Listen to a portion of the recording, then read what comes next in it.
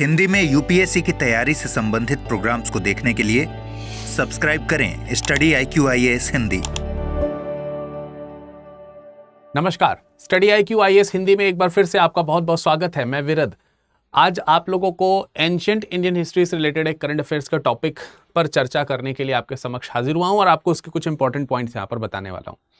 हालांकि ये खबर देख करके आपको आश्चर्य जरूर हो रहा होगा और इसको लेकर के कुछ लोग लेट इट गो टाइप का जो माइंडसेट है वो भी रख रहे होंगे, बट इंपॉर्टेंटली अगर हम देखें तो इंडस वैली सिविलाइजेशन जो है, सिंधु घाटी सभ्यता जो है और उसके जो महत्वपूर्ण शहर हैं जैसे हड़प्पा है, मोहनजोदड़ो है और अन्य भी प्रमुख जो शहर हैं, वो इतिहास में किस तरीके से गायब हो गए वो आज भी एक अनसुलझे रहस्य की तरह हैं।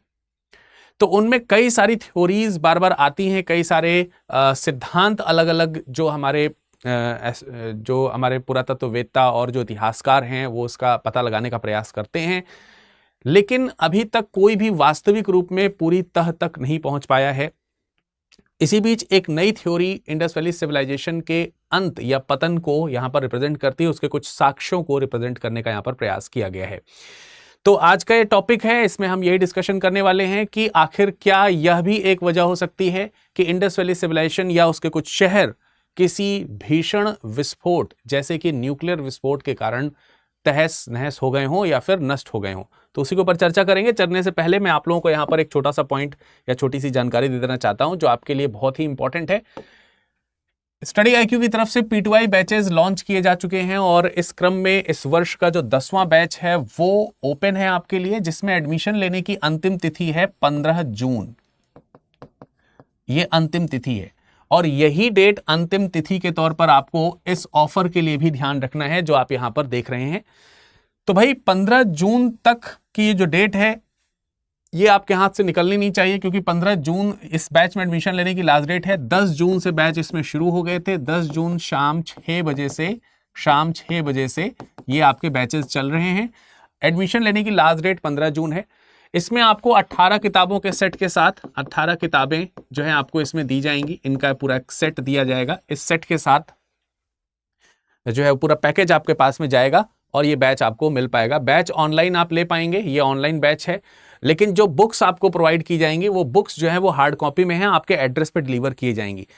प्रारंभिक परीक्षा के लिए स्पेशल बैचेस, मुख्य परीक्षा के लिए स्पेशल बैचेस और इंटरव्यू के लिए अलग से इंटरव्यू गाइडेंस प्रोग्राम, ये सब इसकी अद्वितीय सुविधाओं में से एक है। और मुख्य परीक्षा की तैयारी के लिए तो हम निःशुल्क आवासीय सुविधाएं भी देंगे। बाकी जो सारी चीजें होती हैं, live classes, recorded classes, class notes, PPTs, answer writing, test series, mock test, ये सब कुछ आपको मात्र 25,999 में मिल पाएगा यदि अगर आप एडमिशन लेते समय विरद लाइव कोड का इस्तेमाल करेंगे तो। और अगर आप ऑप्शनल लेना चाहते हैं तो इतिहास, भूगोल, हिंदी साहित्य और राजनीति विज्ञान एवं अंतर्राष्ट्रीय संबंध जैसे 4 विषय जो हैं ये आपको हिंदी में उपलब्ध हैं। पूर्णतः इसके लेक्चर्स और इसके जो टॉपिक्स से रिलेटेड नोट्स वगैरह और जो भी सहायताएं सब हिंदी में इसमें प्रोवाइड करी जाएंगी और अन्य सब्जेक्ट्स भी आपको इंग्लिश में उपलब्ध हो जाएंगे। इन सब के लिए भी आपको विरद लाइव कोड का इस्तेमाल करना होगा, VIRADLIVE। इस कोड को आप कहीं पर नोट कर लीजिए। स्टडी IQ में कुछ भी परचेज करना है, मैक्सिमम डिस्काउंट आपको इस कोड से मिल पाएगा।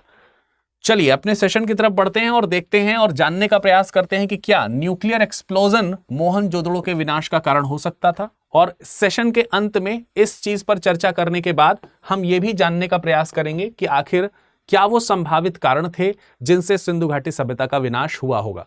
यह आपके एग्जाम पॉइंट ऑफ व्यू से इंपॉर्टेंट हो सकते हैं कि सिंधु घाटी सभ्यता के विनाश के कारणों का पता लगाइए या फिर उस पर चर्चा कीजिए, तकरीबन इसके ऊपर। तो आप इस पे एक नोट भी बना करके हमें भेज सकते हैं हमारे ईमेल आईडी पर, वो जो मैं आपको सेशन के अंत में प्रोवाइड करा दूंगा। देखिए खबर क्या है। खबर यह है कि सिंधु घाटी सभ्यता का जो काफी पुराना शहर है और जो सबसे प्रसिद्ध शहर है मोहनजोदड़ो, उसके बारे में एक खबर आई है, एक थ्योरी सामने आई है। और इस थ्योरी में बताया गया है कि इस शहर का विनाश, इस शहर का जो विनाश है वो विनाश एक महाविस्फोट से हुआ है या विस्फोट से हुआ है। और इस विस्फोट के बारे में न्यूक्लियर विस्फोट की बात कही जा रही है, यानी एक प्रकार के परमाणु विस्फोट से इस तरह का विनाश हुआ है, ऐसा इस थ्योरी में कहा गया है। तो पहले इस पॉइंट ऑफ व्यू से मैं आपको यहां पर यह समझा दूं कि बेसिकली ये जो जगह है वो कहां आपको देखने को मिलेगी। अगर आप इसे मैप में देखना चाहते हैं तो जरूर देख लीजिए। देखिए ये तकरीबन लमसम जो ग्रीन कलर का एरिया आपको दिख रहा है, कुछ एंगुलर ट्रायंगुलर टाइप का, वो आपका इंडस वैली सिविलाइजेशन है। और उसमें यहां पर आप देख सकते हैं, ये देखिए मोहनजोदाड़ो लिखा है, ये जो येलो कलर का पॉइंट आपको दिखाई दे रहा है, तो यहां पर है मोहनजोदड़ो। और मोहनजोदड़ो जो है, अगर हम फिजिकली देखें या फिर हम मैप पे अगर इसको समझने का प्रयास कर ही रहे हैं, तो मोहनजोदड़ो जो है वर्तमान में कहां पर है, वर्तमान में ये सिंध प्रांत में आपको देखने को मिलेगा। और ये सिंध प्रांत जो कि पाकिस्तान का हिस्सा है, ठीक है। और ये सिंधु नदी के किनारे है, सिंधु नदी जो है, इंडस रिवर जो है उसके किनारे है। तकरीबन आप देखते हैं कि ये जो सिविलाइजेशन है 1921 एंड 22 के आसपास खोजी गई है, जिसमें इंडस वैली सिविलाइजेशन का जो मोहनजोदड़ो है वो 1922 में जो है वो खोजा गया था। 1922 में इसकी खोज करी गई थी। उसके विनाश के बारे में यह कहा जा रहा है कि संभवतः यहां पर परमाणु विस्फोट हुए थे। तो इस विस्फोट के बारे में विली कार्सन हैं, जो कि एक फर्स्ट क्लास स्पेस एजेंसी के सीईओ हैं। तो वो विली कार्सन जो है वो बताते हैं कि आज से 3700 साल पहले उनको ऐसे प्रमाण मिलते हैं कि आज से 3700 साल पहले इस सभ्यता का विनाश जो है वो परमाणु हमला या फिर परमाणु के प्रयोग जैसी किसी चीज में तबाह हुआ है। तो ये कैसे हुआ है या किस तरीके से हुआ है, उसके ऊपर उन्होंने कुछ रिसर्च किए हैं, कुछ एविडेंसेस उनको ऐसे मिले हैं जिसके आधार पर वो ये बात कह रहे हैं। हालांकि पुख्ता तौर पर अभी इसकी जानकारी स्पष्ट नहीं है, फिर भी इनके कयास जो हैं वो ऐसे दिखते हैं। जैसे खुदाई के दौरान मिले कंकाल, ये इंपॉर्टेंट चीज है। खुदाई के मिले कंकाल में असामान्य रूप से रेडिएशन जो है आपको देखने को मिलता है। न्यूक्लियर रेडिएशंस जो होते हैं वो आपको देखने को मिलते हैं। अगर वहां पर परमाणु विस्फोट हुआ है तो इनमें जो नर कंकाल मिलते हैं या फिर दूसरे जो कंकाल मिल रहे हैं उनमें आपको परमाणु रेडिएशंस जो हैं वो देखने को मिले। तो इस आधार पर एक तो उन्होंने ये बात कही है। इसके अलावा कुछ और भी साक्ष्य हैं, जैसे कि इन शवों को जब उन्होंने देखा तो उसमें उनको ये समझ में आया कि शायद ये किसी तबाही को सामने देख रहे थे और कुछ अचानक से ऐसा हुआ जिसकी वजह से वहां से तेजी से भाग रहे हैं सारे लोग, जैसा कि आमतौर पर विस्फोट में होता है। तो जब कहीं पर विस्फोट हो रहा है या फिर कोई एक आपदा सी आ रही है तो हम वहां से भागने का प्रयास करते हैं। इसकी कल्पना आप इस तरीके से करिए कि सपोज दैट आप समुद्र के किनारे हैं और वहां पर कोई तूफान आ रहा है, तो हम क्या करते हैं, हम वहां से भागते हैं और अपने परिजनों का हाथ पकड़ करके तेजी से भाग रहे होते हैं। तो इनका ये कहना है कि वहां पर जो शव मिले हैं वो सड़कों पर मिले हैं, अर्थात इनका शवाधान नहीं किया गया है, ये शवाधान नहीं हुआ है, अर्थात इनकी जो है अंतिम संस्कार नहीं किए गए, इन्हें दफनाया नहीं गया है, ये दफन शव नहीं है, ये मरे हैं सड़क पर। आम तौर पर खुली हुई सड़क पर इनकी डेड बॉडीज भागते हुए देखने को मिली है और इन्होंने एक दूसरे का हाथ पकड़ रखा है, शायद ये फैमिली मेंबर्स रहे होंगे, तो हाथ पकड़े हुए शव देखने को मिलते हैं। तो ये एक शो करती है बात कि ये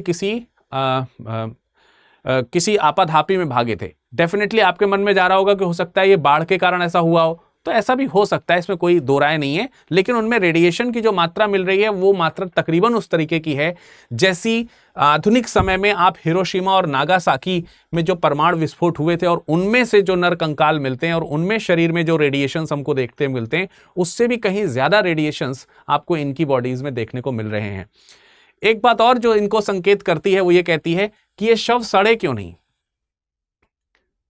या फिर इनको जंगली जानवरों के द्वारा क्यों नहीं खा लिया गया, क्योंकि ऐसे रेडिएटेड जो शव हैं वो पशु जो है वो नहीं उसको भक्षण नहीं करते, यानी कि उससे दूर भागते हैं। तो ये शायद एक और प्रमाण है जो इस तरीके की चीजों को वहां पर रिप्रेजेंट कर सकता है। ऊपर से ये भी बात उनको समझ में आती है कि जो लोग यहाँ पर जो डेड बॉडीज मिली हैं उन डेड बॉडीज के कंकालों को देख करके कहीं ऐसा नहीं लगता कि इनके शरीर पर कोई खरोंच रही होगी या फिर किसी ने इनके ऊपर हमला किया है। यानी ये युद्ध के दौरान या किसी आक्रमण के दौरान मारे गए नहीं लगते हैं, बल्कि किसी चीज से आपदित लगते हैं और इनके ऊपर शरीर में कोई इस तरीके के चोट वगैरह नहीं है। तो आप यहाँ देख सकते हैं ग्रुप ऑफ जो स्केलेटन्स हैं वो हमको देखने को मिल रहे हैं। इनमें से कई स्केलेटन्स ऐसे हैं जिन्होंने एक दूसरे के हाथ जो है वो पकड़ रखे हैं। तो ये कहना चाहते हैं कि भाई इनके ऊपर कोई हिंसक साइन नहीं देखने को मिल रहा है कि किसी ने इनके ऊपर कोई हिंसा करी है, उसका कोई स्पष्ट मतलब मौत का स्पष्ट कारण भी देखने को नहीं मिल रहा है कि आखिर ये क्यों मरे होंगे। तो वो एक शायद रेडिएशन की थ्योरी को और ज्यादा क्लियर कर रहा है। कंकाल अब तक मिले सबसे अधिक रेडियोधर्मी हैं, मतलब इनके जो कंकाल हैं, मैंने आपको बताया कि इनमें रेडियोधर्मिता जो है वो बहुत ज़्यादा है, इतनी ज़्यादा है कि आप हिरोशिमा और नागासाकी के कंकालों से इनकी तुलना कर सकते हैं। तो ये एक छोटी सी थ्योरी है जो अभी अभी रिसेंटली आई है, जिससे ये कयास लगाए जा सकते हैं या लगाए जा रहे हैं कि शायद ये सभ्यता का जो विनाश है वो हुआ होगा किससे, न्यूक्लियर एक्सप्लोजन से। और इसकी थ्योरी में कुछ दूसरे चीजें भी जोड़ करके बताई जा रही हैं, जैसे कि ये कहा जा रहा है कि पूर्व में महाभारत जो हुआ, पूर्व में जो महाभारत हुई उसमें भी इस तरीके के वेपन्स का प्रयोग करने की बात करी गई थी, जिसमें एक बहुत ही बड़ी आकाशीय ब्रह्मांडीय शक्तियों को केंद्रित करके जिन वेपन्स को चलाया जाता था, इस तरीके के टेक्स्ट के भी ये रेफरेंसेस देते हैं मिस्टर विली जो हैं, ठीक है, विली कार्सन, और ये बताने का प्रयास करते हैं कि यहां पर भी ऐसी संभावना हमको दिखती है। बट चलिए, ये तो अभी अभी हमको पता चला, लेकिन हम उन कारणों के ऊपर चर्चा करने का प्रयास करेंगे जो अमूमन हमारे एग्जाम पॉइंट ऑफ व्यू से इंपॉर्टेंट होते हैं और जिसमें हम ये समझने का प्रयास करते हैं कि इंडस वैली सिविलाइजेशन के पतन के क्या कारण होंगे। एक एग्जाम्पल उन्होंने और दिया था, मोहनजोदड़ो जो यहाँ पर है, मोहनजोदड़ो में न्यूक्लियर एक्सप्लोजन होने का एक कारण उन्होंने और दिया था, और वो एक कारण ये था कि वहां पर उन्हें कुछ ईंटें ऐसी मिली हैं जो इस तरह से बर्न हुई हैं जो शायद किसी एक्सप्लोजन में बर्न हुई होंगी असामान्य तरीके से। इसके अलावा वहां पर जो मिट्टी है वो बिल्कुल काली रेत में बदल गई है, तो वो सब चीजें जल गई हैं किसी चीज से, वो शायद न्यूक्लियर एक्सप्लोजन की तरह के कारण ही हुआ होगा। उनमें भी उनको, उनकी रेतों में भी उनको कुछ इस तरीके के रेडियोधर्मी पदार्थ मिलते हैं। तो ये सब थ्योरीज बताती हैं कि शायद ऐसा हुआ होगा। आपका क्या मानना है ये आप कमेंट सेक्शन में बताइएगा कि क्या सच में इन सब चीजों के आधार पर यह कयास लगाया जा सकता है कि इस सभ्यता का पतन या इस सभ्यता के किसी एक शहर का पतन इस न्यूक्लियर एक्सप्लोजन के कारण हुआ होगा। आपका क्या मत है जरूर बताइएगा। फिलहाल कुछ और चीजों के ऊपर हम चर्चा कर लेते हैं। जैसे अन्य जो इतिहासकार हैं उन्होंने सभ्यता के पतन में भौगोलिक और पर्यावरणीय कारण जो हैं वो बताए हैं। जैसे भौगोलिक और पर्यावरणीय कारणों में अगर हम यहां पे देखें, ओवरऑल इन कारणों को हम दो मोटे मोटे हिस्सों में डिवाइड कर सकते हैं। एक तो मानव जनित कारण है, मानव जनित कारण कुछ लोग बोलते हैं, और कुछ लोग इसमें बताते हैं कि शायद ये प्राकृतिक कारण भी रहे होंगे। प्राकृतिक कारण जो है इनके पतन के कुछ प्राकृतिक कारण भी रहे। प्राकृतिक कारणों में जैसे कि आप ये पर्यावरणीय या भौगोलिक कारण लिख सकते हैं। भौगोलिक जो कारण है ये एक प्रकार से क्या है, ये आपके मानव जनित कारणों में से थोड़े से पृथकता दिखाते हैं, हालांकि इसका इंपैक्ट मानव के कारण भी पड़ता है। जैसे अगर मैं कहूं कि शायद इस सभ्यता का अंत हो गया होगा अत्यधिक बाढ़ के कारण, या फिर नदियों द्वारा रूट में चेंजेस किए गए होंगे, यानी कि जो दिशा परिवर्तन, नदियों की दिशा में परिवर्तन किया गया। इस सब की वजह से अगर मान लेते हैं कि जो रिवर्स हैं अगर उनका रूट चेंज हुआ है, तो निस्संदेह जहां से रूट हट गया और दूसरे रूट पे वो जाने शुरू कर देती हैं, दूसरे नदियों का जो मार्ग है वो दूसरा मार्ग हो जाता है, तो जहां वो नदियां जा रही हैं वहां बाढ़ आ गई होगी, और जहां से वो नदियां गायब हुई वहां सूखा पड़ गया होगा। तो ऐसे केस में एक साथ बाढ़ और सूखा जैसी जो चीजें उनकी आपदा आपको यहां पर देखने को डेफिनेटली मिल सकती है। इसके अलावा इस तरीके की इम्बैलेंसिंग के कारण भूकंप आने की भी संभावना हो सकती है, यानी कि भूकंप भी एक कारण हो सकते हैं जो भौगोलिक कारणों में आप गिन सकते हैं। पर्यावरणीय कारणों में भी इसी तरीके की चीजों को रख सकते हैं, यानी कि पर्यावरण में क्या हुए, परिवर्तन होने में, जैसे आज के समय में ग्लोबल वार्मिंग एक कारण रहा है, वैसे उस समय में भी हो सकता है कि भूमंडलीय जो चीजें हैं वो ताप जो है वो बढ़ा होगा, और उस ताप के कारण यहाँ पर चीजें परिवर्तित हुई होंगी, भौगोलिक परिवर्तन हुए होंगे।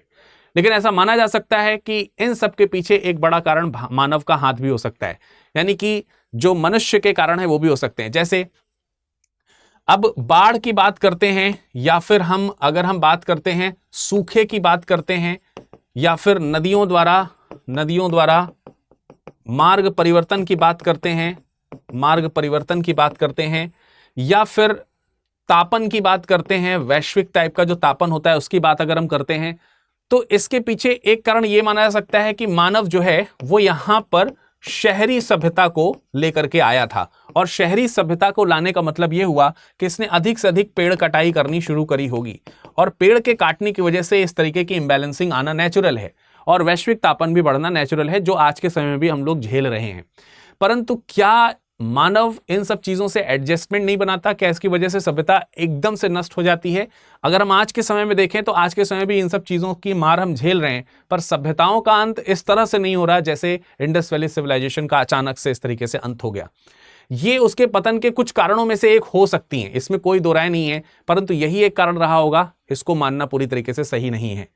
फिर हम आर्थिक कारण भी देख सकते हैं। आर्थिक कारणों का मतलब यह हुआ कि इस तरीके की चीजों के कारण या कुछ अन्य कारणों की वजह से अगर क्योंकि ये व्यापार भी करते थे और विदेशी व्यापार भी करते थे, और अगर ये विदेशी व्यापार किसी वजह से ब्रेक होता है तो स्वाभाविक सी बात है कि इनके भारत के अंदर जो है वो व्यापार काफी प्रभावित हुए होंगे और वो बेरोजगार होना शुरू हो गए होंगे। आर्थिक विपन्नता का दौर वहां पर आना शुरू हुआ होगा, सामाजिक असमानता का दौर आना शुरू हुआ होगा, अमीर और गरीब के बीच में डिफरेंसेस बढ़ने शुरू हुए होंगे, और ये सभ्यता के पतन के कारणों में से एक हो सकता है। इसी तरीके से कुछ अन्य सामाजिक कारण भी हो सकते हैं, जैसे कि आप मान के चलिए कि इन्होंने किसी दूसरे स्थान पर ड्रेन करना शुरू किया या फिर कुछ अन्य कारण इस तरीके के।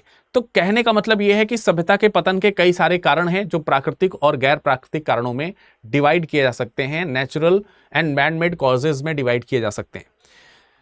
तो चलने से पहले मैं आप लोगों को यहां पर एक प्रश्न इसी पर दे देना चाहता हूं कि आखिर सभ्यता का अंत कैसे हुआ? क्या ऐसा प्रतीत होता है जैसे शासकों ने यहां पर नियंत्रण खो दिया है? क्या यह कारण है? क्षेत्र में वनों की कटाई हो सकती थी, यह भी इसके अंत का कारण हो सकता है क्या? क्या सभ्यता के पूरे क्षेत्र में बाढ़ आ गई थी इसलिए इससे यह अंत हो गया था? क्या नदियां शायद सूख गई थी इस वजह से ऐसा हुआ था? क्या कारण है जिसकी वजह से सभ्यता का अंत हुआ? ए और बी सही है, ए बी डी सही है, ए सी डी सही है, या ऊपर के सभी कथन जो है वो सही हैं? ये मैं आपको बताना है कमेंट सेक्शन में कमेंट करके इसका सही उत्तर क्या होगा। इसके अलावा आप लोग जो है तकरीबन 150 शब्दों में लिखने का प्रयास करें सिंधु घाटी सभ्यता